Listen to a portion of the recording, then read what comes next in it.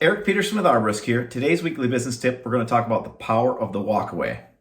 Now, how many times have you either worked on a project that you knew you were going to lose money on, or maybe it wasn't as desirable a project as you had liked, but yet you did it anyways? You know, there's a lot of tree care companies popping up all over the place. You felt you needed to compete on this one, or whatever might be the case. A lot of tree services do it all the time, where we get into projects and jobs that we really just shouldn't. Now, whatever the reason is, it doesn't much matter. The fact is, if you continually do that, it's a great chance, a great way to burn out yourself and your team and expose your company to more risk. So how do we do that? Certainly, we want to make sure that we can say no to jobs in the most professional manner possible. And many situations that you need to say no to, but here in this article, we just want to talk through a few of them. The very first one is really your customer or the prospect at this point doesn't have the budget for you. A lot of times you get calls, just people looking for a lower price on the tree work or removal that they're looking to do. Do they understand that there actually is a difference between you as a certified arborist, a TCIA accredited company, whatever your credentials are? Do they understand why you need to charge more? And will they actually have the budget to be able to hire you as the professional? That kind of goes into the second point that the article talks about, and that's too much competition, right? When there is so many other companies calling and knocking on their door or giving them low bid prices, it really makes it easy for you to walk away at that point. If they say they're getting multiple bids and they're going to choose the lowest price or whatever their criteria is, if they're going to 6, 7 different tree care companies, probably one that you can walk away from.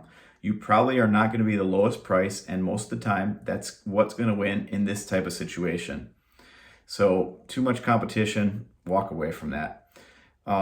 If they don't understand your value, your differences, the credentials that you bring, the safety features, the equipment that you bring, if they don't understand what you do different, one, work on your sales process to make sure that you can deliver it better to them. But two, certainly, if they're going to look at all tree care companies the same, walk away from that. That's not who you need to play with. The very last thing is kind of basically, if it's a job that's not your area of specialty, don't do it. Walk away. Don't expose your company, your employees, your equipment to additional risk and potential burnout and more high hazard situation potentially. So a lot of situations or scenarios where you want to walk away, but really take a look at, what your ideal customer, who they are and what they want, and what your specialty service is. And where that overlaps, we've talked about it before, that's the sales sweet spot. That's where you want to play. You're more productive, you're more safe, and you're going to have more longevity of your crew members. You're going to have better equipment, maintenance, because you just do those type of jobs all day, every day.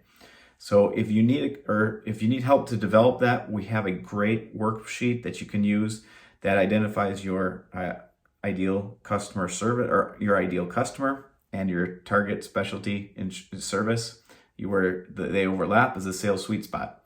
So you can get the worksheet from us for downloading that. Click through the end of this link. But essentially, please make sure you're taking a look at what jobs you're working on. And when it just doesn't seem right, walk away. So if you have any other questions, please reach out to a team member, or like I said, download a copy of that worksheet. It's a great way to start identifying where your sales sweet spot is. So thanks. Remember, be safe out there, and we'll talk to you soon.